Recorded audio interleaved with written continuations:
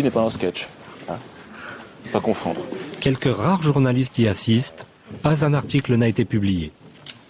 Nous avons le plaisir d'accueillir ici 4 rabbins extraordinaires qui représentent le mouvement Naturae Carta, les protecteurs de la cité, qui sont radicalement antisionistes et qui ont tout de suite accepté l'invitation de venir ici dans le théâtre de Dieudonné, parce qu'ils savent que dans le monde entier, on essaye d'empêcher les gens de réfléchir et d'agir selon leur intuition, leur bonté, leur qualité spirituelle, en les accablant sous les accusations d'antisémitisme. Donc même sans connaître Dieudonné, ils étaient persuadés que c'était une accusation infondée.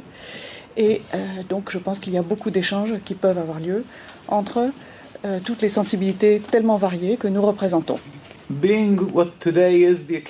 Étant donné la raison de ma présence parmi vous, je pense qu'avant d'aborder les sujets que je vais traiter, je me dois d'évoquer la mémoire du président Abou Ammar Yasser Arafat, qui était un homme exceptionnel, sortant de l'ordinaire. Pour le peuple juif, contrairement à la croyance populaire, c'était également une personne à l'esprit clair. Il avait une vision de l'avenir, une compréhension très profonde de ce qu'est vraiment le judaïsme et de ce qu'est le sionisme.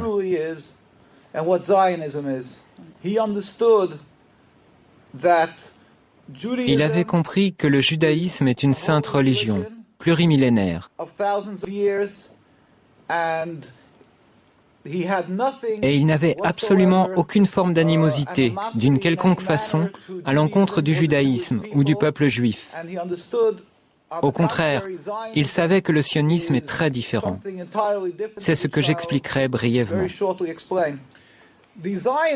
Les sionistes, bien entendu, le dépeignirent sous les traits d'un antisémite, comme ils le font de n'importe qui, en Europe ou ailleurs dans le monde, qui tenterait de se dresser contre l'État criminel d'Israël et contre les agissements criminels qui émanent de l'État d'Israël. Ils affirment de manière automatique que cet opposant est antisémite, afin d'étouffer son opposition en la faisant passer pour une lutte contre Dieu. Ils donnent à croire que toute personne qui s'oppose au sionisme et à Israël serait quelqu'un qui blasphémerait la Bible et nourrirait de la haine envers les Juifs. Maintenant, je vais vous expliquer brièvement ce qu'est le sionisme.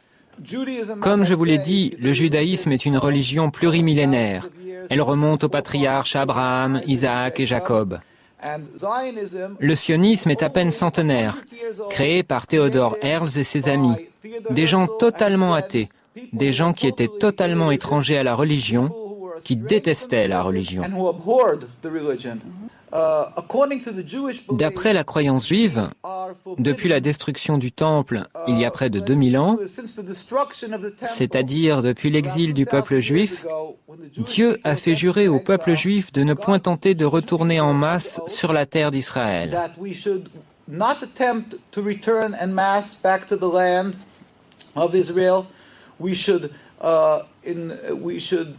Nous ne devrions jamais nous rebeller contre une quelconque nation. Et nous ne devrions jamais rien tenter afin de mettre un terme au décret exilique émanant de Dieu. Seul Dieu, sans la moindre intervention humaine, peut mettre un terme à cet exil. Et Dieu est très compatissant.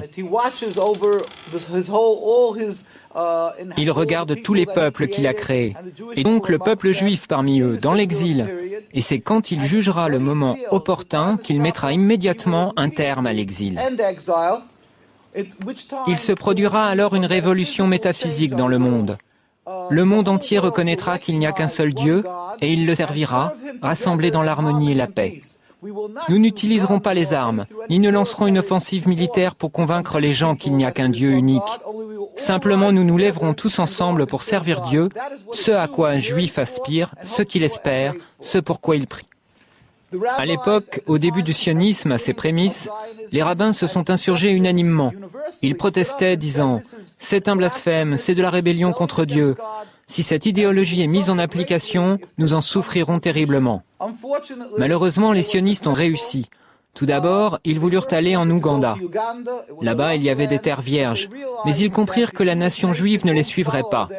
Aussi se jouèrent-ils et abusèrent-ils des espoirs et des aspirations que pouvait entretenir tout juif à retourner à Jérusalem. Et ils leur dirent, « Nous sommes en train de vivre les prémices de la rédemption. Viens, suis-nous, retournons ensemble sur la terre d'Israël. » S'appuyant sur l'ignorance des multitudes non-juives dans le monde entier, ils abusèrent de leur compassion, escomptant qu'elle prendrait pour argent comptant ce que dit la Bible, à savoir que cette terre appartient aux Juifs, et diraient qu'on leur donne la terre. Ils ont utilisé ces sentiments afin de poursuivre leur entreprise, de marquer des points sur le terrain, dans l'objectif de s'accaparer la Palestine. La Palestine était un pays peuplé d'êtres humains, les Palestiniens, c'est-à-dire les Arabes habitant cette contrée, ainsi que des Juifs orthodoxes qui craignent Dieu.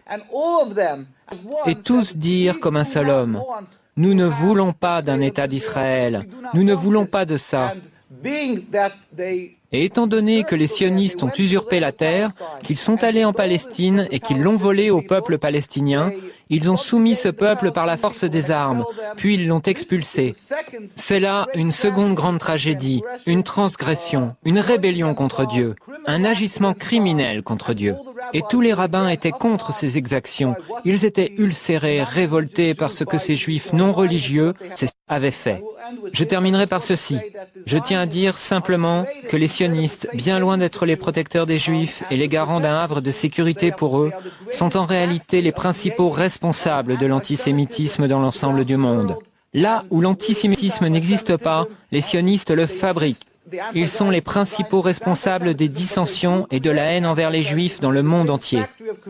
Nous prions, nous demandons à tout le monde de prier pour la liberté de la Palestine et pour la venue du jour où la gloire de Dieu sera révélée au monde entier et où nous pourrons tous le servir dans la paix et l'harmonie dans un futur proche. Amen. Thank you.